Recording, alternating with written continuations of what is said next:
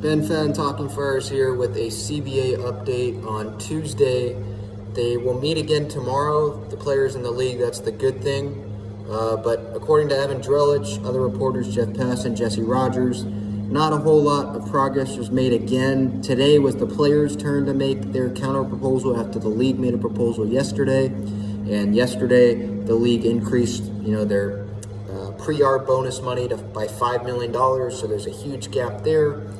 As for today, the players, instead of having 80% of them with 2 to 3 years of service time being eligible for arbitration, they dropped that down to 5% lower than that number at 75%. They dropped 8 picks in the amateur draft lottery, which they wanted previous, to now 7 picks.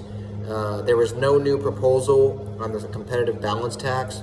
So as you can see here, it's not good enough compromises on either side. They're just making these little, small compromises to say that they've compromised a little bit, even though it's not really a compromise, at least a major enough compromise to get anywhere close to a deal being done.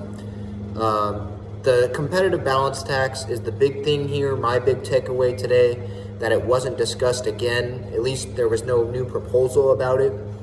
That is the big issue in terms of, immediate, success or not success for some of these teams. There's some teams that treat the competitive balance tax number, that $210 million number, as a hard cap, so they're not willing to go over that. Whereas some teams, they're okay with spending more than that. But the majority of the teams treat that CBT number as a cap.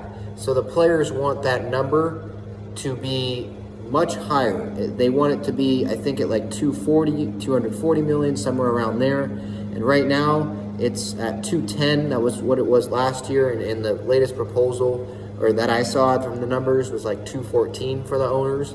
So they're far away on that. And that hasn't even been brought up in new proposals yet. So we're still a long ways to go. I think that there should have been more progress instead of just these fake compromises, is what I like to call them now, because it's not really a compromise. They're barely moving closer to one another.